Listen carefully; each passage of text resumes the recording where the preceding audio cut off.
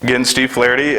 So my company is necoPlastics. So this is one that I've been working on for a while. I've owned the technology for a while.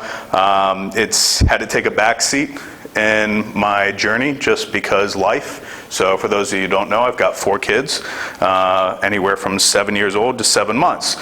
So it's a busy time, and the need to provide is kind of always been there when you've got a growing family. So I've chose the family route, and that's always come first. So that W-2 job has always been important. So actually June 30th will be my last day at my W-2 job. So I've been revving up this along with the other companies that we own. So I've got a lot of irons in the fire, if you will. But this has always been my baby, something that we developed and found in, I've talked around the world with this company.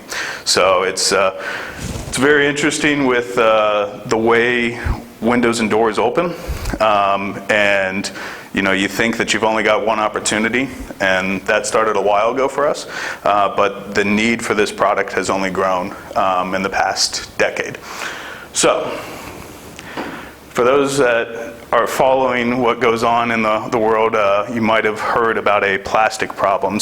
And it becomes ever more apparent. Starbucks changing out straws for, sippable lids, which actually use up more plastics, but they're not going through the waste stream as a straw. Now they're going through as a lid. Biodegradable plastics, which seem like a great thing, right? Problem is they don't recycle the same. So now those can't be recycled, and so even though they biodegrade and everything, they mix up the plastic streaming process, and if you recycle one of those in with the other streams of plastics, it actually messes up the whole recycling process. So it's a growing problem. It's, space is money in the landfills. Plastics doesn't break down. It'll be there 800,000, even longer years, depending on the polymer compounds inside. So you can get UV degradation and brittleness, but it will not fully break down. One of the biggest problems with that is the carpet. So carpet, as we see here, is almost all polymer. So it might have a latex coating on the backing or whatever, but as you can imagine in the landfills, that does not break down. That does not crush. It has no organic matter that it goes away. So it just builds and builds and builds, and the other stuff can sift out, and as they pound down the landfills and everything, they can get a little bit more space, but carpet and plastic will not break down. You combine that with our power production, which is still over 50% of our power production, well over, and for the foreseeable future will still come from coal. There's a byproduct of coal, and although we have gotten very good with clean coal and capturing the different pollutants and everything, you still have a problem with fly ash. So fly ash is used, you might have heard it being used in like concrete and such, but they can only use the low carbon content fly ash, below 2%, because for whatever reason, people don't like black streaks in their concrete. So it's an aesthetic thing. The concrete industry won't, adjust from that. You start getting a little bit left over of that carbon content, and you start to get black streaks in them. So then, of course, you've got the really heavy fly ash that's got your toxic metals and everything else that has to be landfilled and isn't fully treated like a hazardous material. But if you remember of the ash spill, pond spills and everything else like that, where the levees break, it's obviously a big concern environmentally. So, 2018, China, which was kind of the world's dumpster for the plastic industry, shut off the gates. So you literally have over 300 full container ships sitting around the world right now in ports of plastic that they can no longer dispose of. They used to send it to Beijing, they used to send it to Shanghai. That is no longer an issue, or no longer a solution. China finally said no more. So they will not take the world's plastics anymore, which is building up the nation's landfills, and then obviously we've got the problems with the oceans and everything else that we've seen with things the size of Texas out there floating in plastics. Add that to an aging roads epidemic, an infrastructure problem that we see here in America. I'm sure we've all experienced a pothole or aging roads where they're just out of control, and we're used to these orange barrels everywhere. It seems like they're constantly either expanding or replacing. The average highway road only lasts around 7 years. And then if you're following the news here in Ohio, we also had it up in Michigan and a couple other states, the gas taxes are getting hiked to combat this problem and fund these road improvement projects because the regular tax dollars aren't doing it anymore. So necoPlastics is the solution for that. What we have is a patented technology that combines these waste products into a polymer. So we actually make a plastic out of waste materials, and one of the biggest things this was done for was synthetic lightweight aggregate. So when those roads are made, they're actually made with rock, and then you've got a glue that's usually a rock mixture with a little bit of the petroleum-based asphalt products, and then they use heat and pressure to pave a road. So they usually do it at 250C, pave the road, and they just use brute force and a little bit of glue and stick the rocks together. What happens when you put in a polymer product that you're blending with another petroleum-based product in the asphalt is you get, back to your 8th grade chemistry class, a chemical bond instead of a physical bond. So what we actually do is reduce the rutting in roads by 75%. So that's our necoPave product. The other one is we basically kind of flip the formula here, and me being naive to I always told the professors, the difference between you and I is I don't have those 3 letters PhD behind my name. So you're governed by a set of laws, that I'm not governed by. So can we try it? And the answer is always like, oh, yes, okay, Steve, we'll try it. So I was told several times it wouldn't work. Then they go back and they say, my gosh, it works. We actually could make this. Like, okay, can we do a tensile strength test with it? Well, I don't know. We probably couldn't get it to go into sheets so that we could tensile strength it. So you can pass that around. Continually we just kind of push the bubble a little bit and say, well, why not? So they tried, and then ultimately this thing has come through and gone through all the testing and everything, and it's come out very well and performed each time we've asked of it. So here's kind of what happens in here. So you combine fly ash and mixed polymers. This is the big thing with this one. So mixed polymers, your typical plastics, you cannot sort. So you have to sort them to recycle them. So only type 2 can go with type 2, only type 6 can go with type 6, and you have to put that through an intensive process, which if you go to a landfill, you actually see people on a machine with 14 mile per hour conveyors, and they have to pull off, and they're looking for those milk jugs, those pop bottles, those water bottles, because that's what's recycled, type 1 and type 2. So back in the early days of recycling, you used to have to sort it yourself. If you remember that, Rumpke or Waste Management said, hey, you can only put this or this in there, don't put anything else in there. Well, they didn't get a whole bunch of people that were doing it. It was only the feel-gooders or the ones that were doing it for school or whatever. So they finally said, just throw it all in there. And they brought that process inside. So it didn't mean that they started recycling the other stuff, I can't believe it's not butter containers and your Yapley yogurts and all that. It just means that they're sorting it at their facility to get the bulk in from the curbside recycling programs. So that's still the case today. There's very few people that recycle type 6, type 5, all that stuff. So what we do is we don't have to sort. Throw it all in there. It doesn't matter. So we can take industrial scrap, we can take consumer scrap. It all goes into our process and comes out the same product every time. So these are the other potential products with the resin as we expand into the resin category. So plastics is the 3rd largest manufacturing industry in the world. So we've got a lot of industrial customers that are interested in this product and utilizing it in that process. Because we don't have the sorting costs and because we can take all the mixed plastics and utilize it, we can actually penetrate the market below market average of a normal recycled resin. So because in a lot of cases, which we don't include in our financial models, but in a lot of cases we can get paid to take the waste materials because it's cheaper for them to pay us than it is to put it in their landfill. Because again, time and space is money in the landfill world. So this is just, this industry always seems to amaze me. So again, third largest manufacturing industry in the world, measured in billions. Billions of dollars, billions of pounds. It's not really millions here. So, everybody always talks, oh, if I can only take 1% of the market, it'll be so huge. 1% doesn't even put you on the radar of Dow, DuPont, Exxon, BP, the big players in this. So we're not, even going after that. We've got a niche design. As I've gone through this, what we've kind of working towards is licensing this to the local waste haulers, the local municipalities. And having the communities participate and knowing that the plastics that they recycle are going back to fix their roads. So it's a process that we can take out, and through growth we can either license it, we can set up our own shops, but you set it up at the source.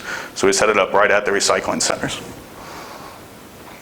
So this is our management team. We've got a lot of people throughout the industries of different things that have been advisors through the years.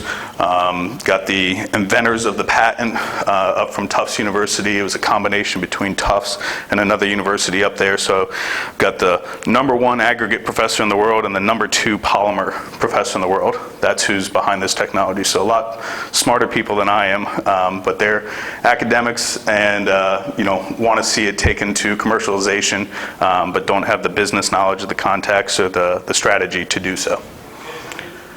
So we always said, we're a green company. For us, that means more than just being a green company sustainably. We obviously always have to make money to stay, but our mission really is behind reducing this plastic waste and solving the world's problems of plastics and fly ash. So this is what green means to us. I won't bore you with reading it. I always like acronyms, but that's one of our mission strategies.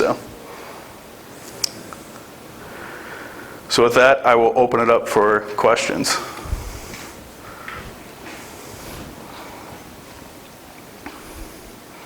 All right. So where are you in this business? So you talked about the concept that you're developing. Mm-hmm. You talked about people that are interested in it. Where are you in terms of seeing the actual end result on the roads and consumers using those resins? Sure. So we did, the professors have done continuous development on this stuff. The nice thing about being a professor is you have a constant influx of interns. So the people that are PhD scientists and everything have to do theses and all that. So they've constantly worked on this from different things. So it's been through 5 years of DOT testing with the Massachusetts Department of Transportation, performed flawlessly. They looked at it, the professors, economically and everything, and saw that they were competing against dirt and said, well, it's hard for me to compete against dirt, so, we don't know where to go with this. And I'm like, do you have the same value as dirt? I'm like, well, no, we perform a lot better. You don't have to repave the roads every 7 years. Now you can get 14, 15 years out of the roads. Then why are you competing against dirt? You're not. So that's been the economies is getting this up, and the strategy of you take $2.5 million and do your own plant property and equipment and do this all in-house and have logistics cost of fly ash coming in and plastics coming in, or do you do the licensing model and go out and set this up and get local municipal partners? So that's the part that we're at now. So we're working with the city of Delaware. It's got a pavement track going in. Well, why pave with regular asphalt in a test track facility for an auto? They're doing a aftermarket auto park up in that's their redevelopment with their economic development guy.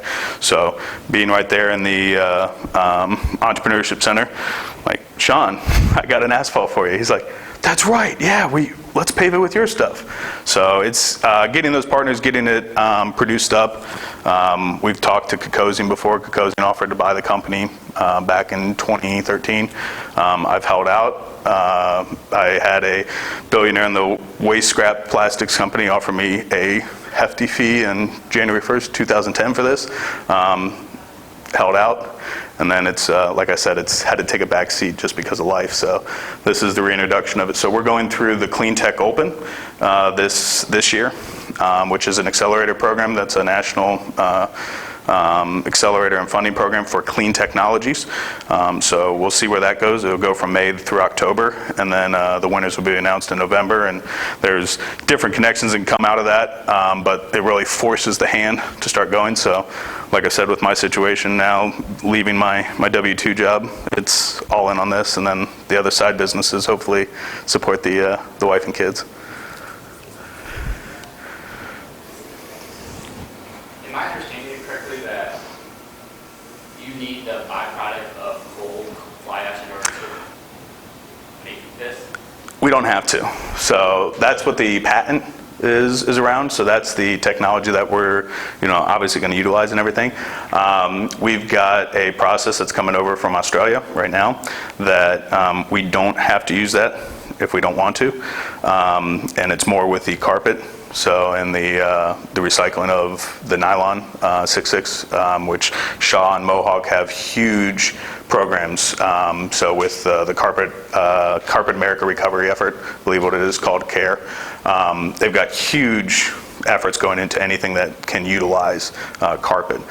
So there's grants, there's funding, there's all sorts of stuff there, but no, we don't have to use the fly ash. I mean, I know that's always been a topic. The cool thing with this is we've done testing to the nth degree with leachate and anything like that. So fly ash gets a bad rap in the industry, just like, oh, it's got toxic metals and everything. We're using a percentage that this is still the airborne stuff. It's not the heavy stuff that sinks down to the bottom that's got your huge amounts of toxic metals and everything in. So this is the stuff that's airborne, but it's that high carbon content that can't be utilized aesthetically in the construction world.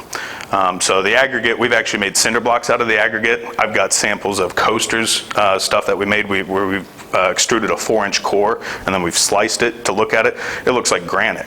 So with the particles in it, and then you can throw in some plastic flake. I'm like, I could make a countertop business out of this, but I'm looking at the bigger prize, and obviously with our goal of being sustainable and trying to help make an impact in such a huge industry, we're going for bulk. So we're going for the things that can be utilized.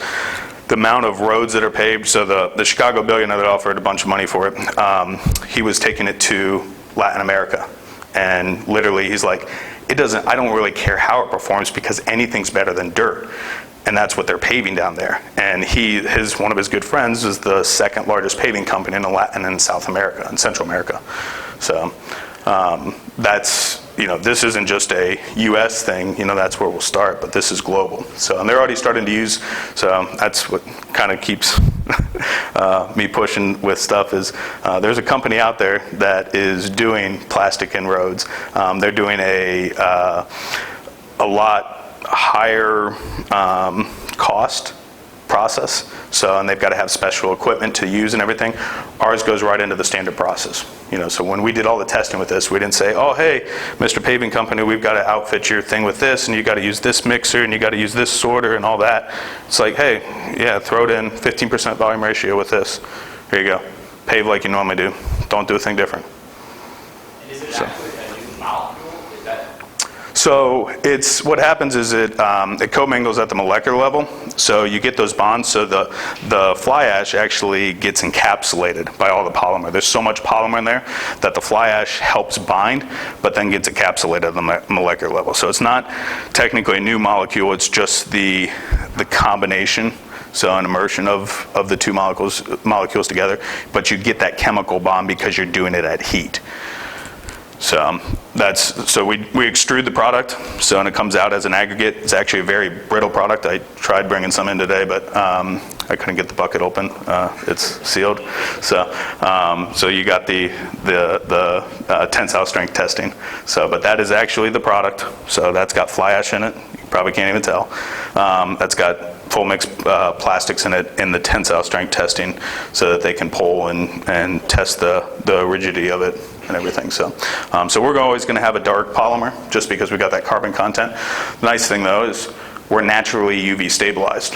The most expensive part of a plastic product to produce for a outdoor application is not the plastic resin itself, it's the carbon black that you have to put in it to UV stabilize it. So if you've ever seen pipe sit out on the road, and I spent a lot of years in the underground utility thing, so I've worked with some of the big drainage, companies and everything on this. They're all using recycled plastics in their product now. But their biggest thing is carbon black. That's the most expensive by pound that they utilize. So we're naturally UV stabilized without having to add that. So it's an expensive additive for those processes, which again are future products and everything. We've gone back and forth between the plastics and the asphalt. I feel it's easier to start with the asphalt. When we won Walmart's business plan competition, they looked at us and they said, we'd like to use it in the paving of the stores. So because they're responsible for all the paving at their individual facilities, they have to maintain those parking lots. Like, we'd give you 6 to 10 stores as a test sample. If it works, we got 3,300 stores worldwide. Like, okay. So BP was going to, they offered to bring us into their incubation levels and accelerate it and all that, and then the oil spill happened. So that was another one that we're like, we got to kind of stay clear with the green initiative right now with that. But so it's been through the ringers with stuff. So, but the pH level testing. So we've done 6 times the concentration level of hydrochloric acid on it. 0 leachate. 0 breakaway of the polymers and everything. So, and that's stronger than anything that you're going to see in the natural environment. From an acidic rain or anything else. So the actual pavement out there now leaches more with the tar and the bitumen that's in the process now more than our product does. So.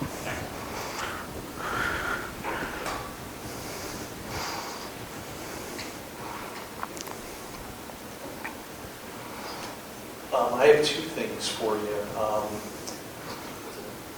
Okay. The first thing is, this reminds me a little bit, even though you didn't use these words, a little bit of a social enterprise, because you're solving a societal challenge that unfortunately a lot of people look to old school ways to solve. It's like, let someone else fix it, let the government fix it or something, versus relying on people who are innovative. Would you even ever use, did you ever think of that word here? Is that there's a social consciousness or good related to this? Yeah, absolutely. So one of the things that we've been working on this past, and it's going to be part of this clean tech initiative. You're familiar with so my dad is an avid biker, an avid triathlete, marathon guy. So I've spent my service days, my service hours has always been, bless you, cleaning up bike paths and things like that. So one of the initiatives we want to do is kind of like the Tom's model. So you pave a certain amount of bike path for every roadway that you pave. So you go to these communities, and so we're working with, there's a whole effort for Rails to Trails. It's a national organization out of Washington, D.C. We've got one of the great examples here right through central Ohio. If you follow the Ohio to Erie Trail, that's part of the Rails to Trails national program. The hardest thing for them, so it's about $1 million per mile to do a pathway, so for a bike path, so 10 foot wide, $1 million a mile. They can get the original funds, so through efforts, through local sponsorships, through donations and all that type of stuff. It takes a while. The problem is what happens in 15 years when that bike path starts falling apart. Now it's a health hazard, now it's a safety hazard for those people. So it becomes, and who's responsible for that? Well, it's ultimately the communities that they're in. So Westerville is in charge of their part of the trailway. Sunbury is responsible for their part of the trailway. Morpsey is responsible here in central Ohio for their part of the trailway. The maintenance of those, that's the problem. So because there's not going to be a shortage to pave new in 15 years. They're still working on new miles. So all the grants and the funds out there are for new miles of bike paths, not replacing and fixing those. That's up to you, Mr. Westerville. That's up to you, Mr. Columbus. So paving it with our product, that's what we're going to be doing with the Olentangy Trailway, hopefully. So paving it with our product gets an extended lifetime out of that. So now maybe we can get 25 years, 30 years out of a bike path. So because we don't have that road traffic, so it's even better. But 75%, 80% better equates to a longer life. So absolutely, social enterprise, that's a big part of it. You know, it's one of those that we're looking for a way to give back outside of just the recycling effort. Out with the idea, right? What made you think that this is what you wanted to do? And you think that, okay, I can get this going? So, like I said, a lot of guys smarter than I did came up with the idea. So this was a technology transfer back in the early days of, well, not early, but days when I'd go look for ideas in colleges and everything, and they'd say, yeah, it's right over there. I'm like, where? And they're like, in the file cabinet. And it's a manila folder, and you're searching through stuff. And so this was one that we found just through industry connections that was up in UMass Lowell and Tufts University. Very heavily researched idea, fully patented, had a bunch of research dollars behind it. They were looking for a team from Babson to take it on the business plan competition circuit. So we approached them, and because we had some industry connections with Charles, Charles runs the largest fly ash management company in the world. So they had him speak at industry events. They had a relationship. They checked out our University of Louisville program to see whether it was accredited, and you know, the entrepreneurship program there is one of the top 10 in the world. So we got the green light and went and competed on the business plan and the venture circuit for it. So your involvement is due to your networking and the group of people that you were already dealing with. Yeah, we just license the technology, just like we can go to Ohio State here and license the technology, same thing. So we just had that entrepreneurial drive behind it. So How'd you come up with the name? So we NEO, and then eco. So like new, eco, so neco. So it's just kind of stuck. Do you have any testing that would show someone how it holds up with wear and tear? So it went through 5 years of DOT testing in Massachusetts. Sorry, to be more specific. Yeah. So if I'm repaving a road, what's it going to look like with this product versus asphalt? So the rutting that you get in roads, that's what it's reducing specifically. So it was a 75% reduction in rutting in roads. 5-year test period. The roads are still in, I've driven on them just to look at it, you know, and I mean, outside of knowing asphalt, you know, like, yeah, it's black road, it's holding up, looks good, you know. But what happens is, because of some of the brittleness of the product on the, you get a filling of the voids. So because if you're dealing with hard rock, you're pressing that as much as you can. You're getting some of the grinding action, and the edges break down a little bit, but you've still got a lot of air in that pavement. So if you've ever seen that professor with, you know, fill the jar with golf balls, so and then, you know, you throw the rocks in and you throw the sand in, and, you know, then you throw water on. Well, that's the biggest culprit of road, or of sustainable roads, is water.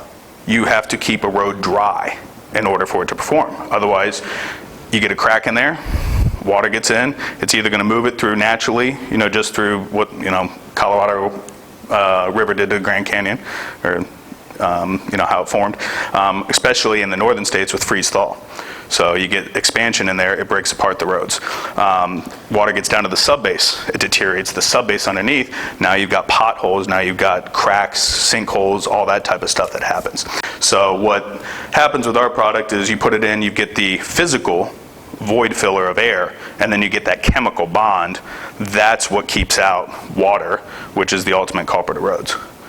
So that's where you get the reduction of the rutting and everything, because we've got that chemical bond instead of just a physical bond. So at this point, though, what you're really looking for is early adopters to take the product and use the product to show on a larger scale what you already know from your research. Yeah. So that, and getting the process to where we want it for, you know, how you take it to market. So again, do I build $2.5 million plant property and equipment on the thought that I can get those early adopters, or, you know, you go get LOIs and everything, you build the plant, but now logistically you can only serve a certain area, or do you work on a refinement of a small scale that you can set up at Rumpke down in Cincinnati, Waste Management's local, DCC's, local recycling centers, and worry about, doing it right at the source. So, and that's the, all that takes big venture funding and everything. I've shied away from venture worlds. I don't really like the VC world. So it's, this was accepted on the very first season of Shark Tank. Shark Tank actually reached out to us in 2009. So we were 2 weeks from filming in LA, and we got their agreement, and it was 2% net royalties for life, regardless of sale or trade. I've got a business-to-business product. You're going to see this on TV. Are you going to say, hey, ship me, a ton, 2 tons, 10 tons of your asphalt product? So we didn't know what Shark Tank was going to be. It didn't have that perspective around it.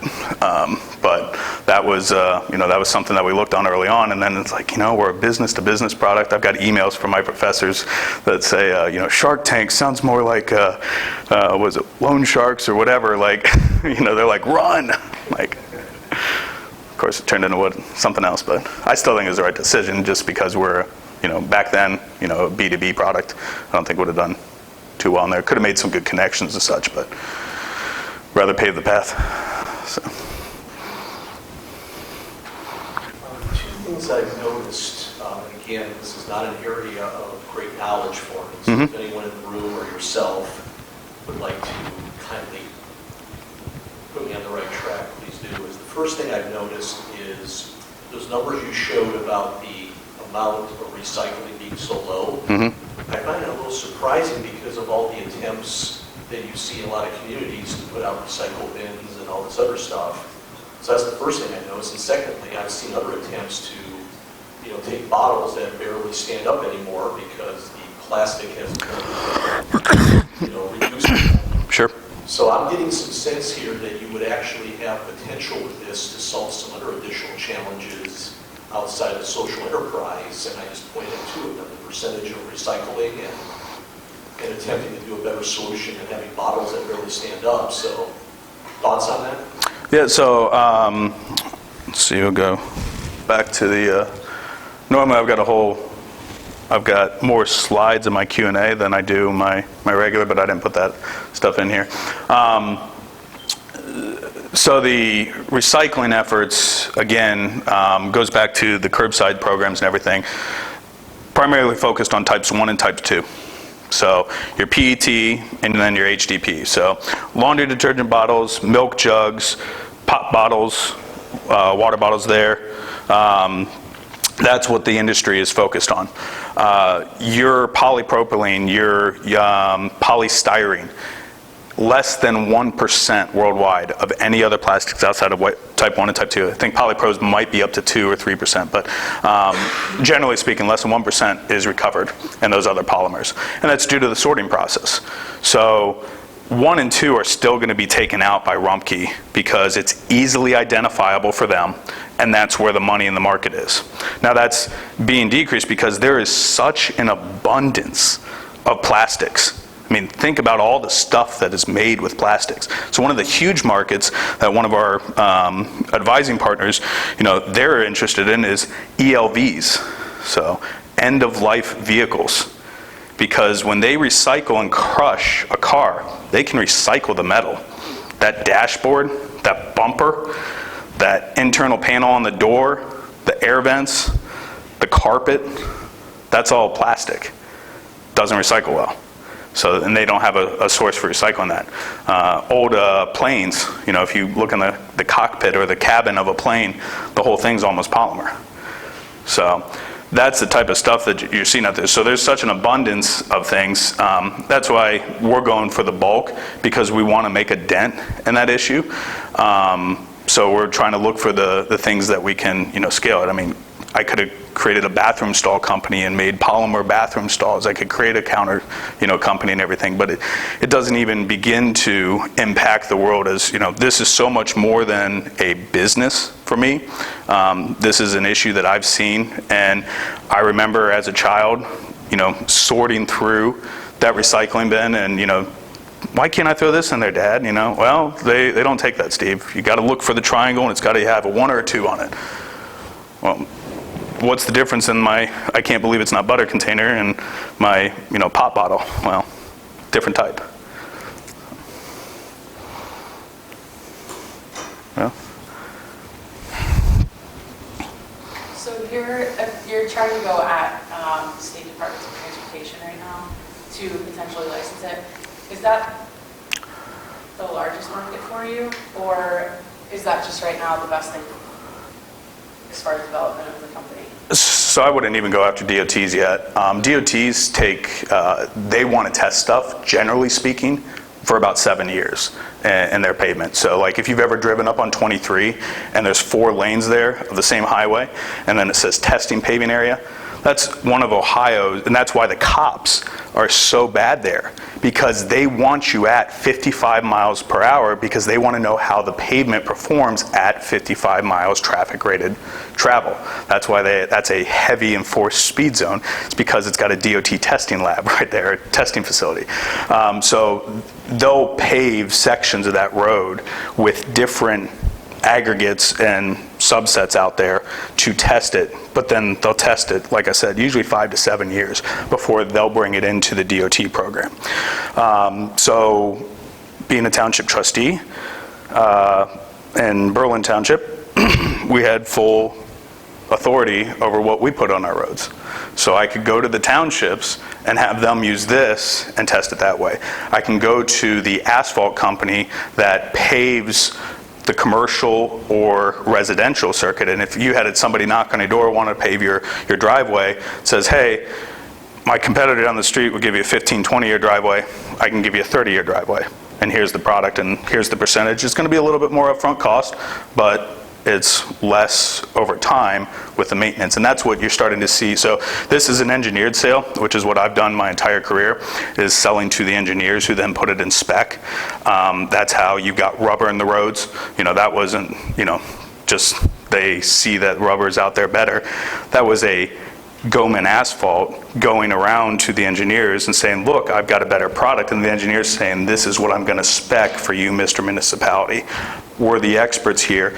This is what you should use. You're going to get a longer life. Because they're starting to do this thing called total cost of a total lifetime cost. So when they do engineering. So they look at how long that pavement will last.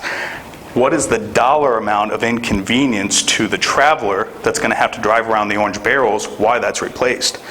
So a 30-year lifespan, if they repave 4 times every 7 years, we repave twice, they're looking at the total cost. Yeah, it's more for the material, but total cost of the lifetime, it pans out way better. Do you know the percentage of cost difference upfront? So it varies based on so right now, initially when we took in the accounts of everything, we basically took our cost at 0 for the stuff, because we know we can get it for free, and then we throw in logistics costs and everything. So at that, we can actually, with the recycled resin, we can price it less than the market, so we can actually have margins there to do it, but we need scale to do that. So going through a toll compounder or something, you're going to be probably 15 to 20% more. If you get scale and do your own plant property and equipment, you can bring it down to equal or better. With the aggregate product, it's the same thing, scale, and getting, setting up a facility to do it, whether it's your own or whether it's one of those licensed things. Generally speaking, on the roadways, it's probably around that 20 to 25%. But the thing that's not accounted there for is a municipal partnership. So, hey, we're out collecting all these waste materials. We'll provide these. We'll get them to your facility, or we'll pay for the process for it to incur. We'll pay for the logistics costs, we'll pay for the process, whatever, because it's solving this problem. It's cheaper for us to put it in your process than it is for us to pay to continually have it sitting in our landfills or wherever. So there's partnerships like that. There's companies, so AEP's got a big initiative with, doing sustainable technology. They've got a vested interest in this because of coal ash. It gets rid of one of the products that is their most expensive to dispose of. So that's the type of things that isn't accounted for financially that could be, and that's why I said the window's only grown, and it's amazing how that's happened, because it was a huge problem back in 2009, 2010, because plastic prices shot up and oil prices shot up. And so now that's the thing that's the plastic industry is tied to, is directly to the cost of a barrel of oil, because it's virgin plastic uses natural resources. We don't use natural resources.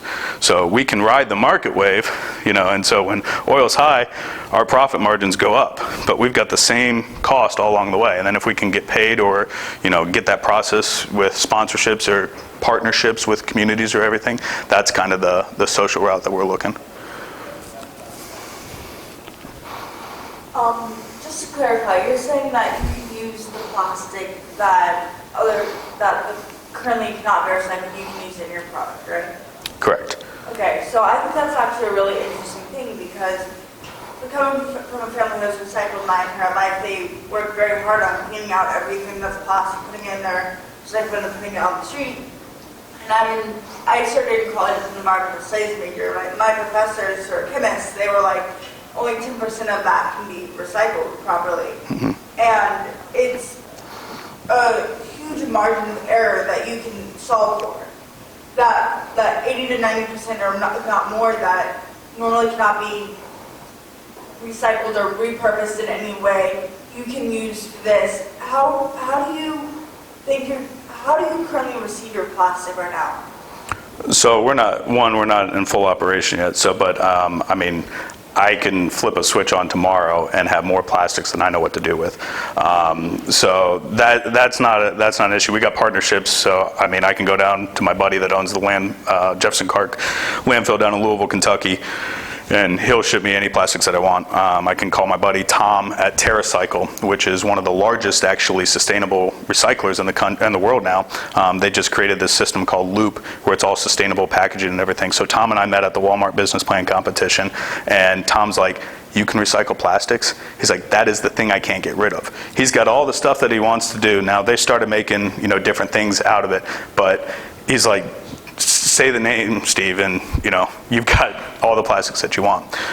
To clarify though, so the other types of plastic can be recycled. It's just not economically advantageous to do so, because again, imagine a 14-mile-per-hour conveyor line with all the different plastics and still some wastes. So because the process isn't 100%, so there can still be some metal down there. There can be some paper that didn't get flown over on the they call them flingers, for the process. So this thing's moving, and the primary market is the most identifiable and the most widespread. So there, for every, I can't believe it's not butter tub or yogurt tub, or solo cups might be different based on geography, close to college towns. But for every one of those, I guarantee you there's 10, 20 water bottles out there for it. So, or more. So that is what they go after, because it's easy to pull off that conveyor process. Because again, time is money. They've got so much waste coming in, especially in America. It's not as, they've got a little bit better efforts over in Europe, but in America, we just throw everything away, or throw everything into the bin, and they're just focused on trying to get the bulk, because they've got a pile over there that's never ending. So what you're currently here is what to do with all the material that you can make. It's like how to use it purposely, like on the roads or on the bike path. It's finding those market people to partner with to use it. Yeah, I guess so. It's finding that best method of delivery to the target audience. I've got people that would love to use it in pavement and everything, but what's the best way to get it to them? Is the best way to invest in again, plant property equipment or small community partnerships. That's the way that we're currently focused. We looked at plant property and equipment, but I don't have manufacturing experience. I don't have chemical blending experience. So I'd have to have a polymer person online. So now, what we're looking at is I've got a guy up in Massachusetts that did his whole PhD dissertation. This was his baby, that he was one of the original interns on this project. He's been working in this industry. He's a PhD, so he's governed by those laws that I'm not. So we butt heads there sometimes, so what can be done and what can't be done. But so he's worked at Raytheon, he's worked at, I think it was DuPont, it was either Dow or DuPont. So his whole career has been spent in polymer science and polymer technology. His whole effort has been spent on the recyclability and using plastic in roadways to improve the roads, not just as a filler, because there's people out there doing it with a filler. So, I mean, tires, you know, for the most part, unless they do it the engineered way, is a filler. So it's not a huge improvement.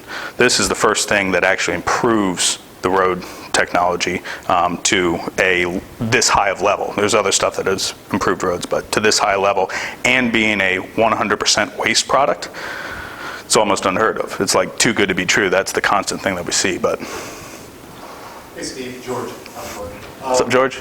So I want to wrap it up here. Just two final questions. But by all means, guys, stick around and ask more questions.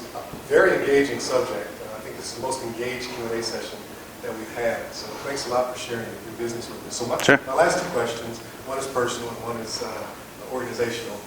The personal one, as a driver, driving on your pavement, what's it sound like? So I mean, this is just from personal experience of driving on the ones, it's a little bit quieter. So because you don't have those voids. I mean, to the average person, again, yeah, I mean, unless you're told specifically to what to look for and everything, you're not going to notice. But I assure you, it's not like those the concrete roads that you get, where it's... That's the basis of my question, because I am that guy where I'm driving on. Oh, I am too. Whatever, it's like State lines, county lines, where engineers get to choose different things, township lines. Coming down the pipe, you know, it's not going to be the Hemi sound, Hemi radio anymore. It's going to be just one thing. Right. So the last question is, you know, as a community, what can we do to help you in this effort? So I mean, I think it's, you know, it's connections, partnerships. You know, I'd like to put a solid team around this. So we've got great advisors and everything. I've got a lot of the connections for the business side. I mean, there's, you know, like I said, plastics, raw materials, not a problem. Easy to find, can almost put up a bidding war of who will pay more to dispose of it. You know, people that are interested in utilizing the product, you know, again, abundance. That process, so setting up and managing, so one of the things that we're working on, so the professor up in Massachusetts, he's looking and telling me, Steve, I'll handle the process. Let me do the process, we'll do it all in-house up here, and then, you know, you can go out and do it. Problem is that's geography based, so because you can only get to where it's a benefit. If I'm bringing in that much asphalt from Massachusetts, eventually there reaches a point, probably in Pennsylvania, that it becomes, that's great, but the logistics cost that you just added to the whole operation and making sure that there's enough, and what if we need 10 more cubic yards, creates a barrier. So that's where licensing that or setting up geographically based facilities with that process is the route that I'm looking. So it's connections to that, people that are interested in, you know, being part of that building and that team. I think that's, you know, key. I've got my people around me that are other business partners and everything, but they don't have the expertise and the knowledge in this. They just be bodies filling seats, and I'd rather put the right body in the seat instead of just a body, if that makes sense. So I guess that would be the biggest thing. So Thanks, Steve. thank you guys, appreciate it. Switch back over to 1MC guy here.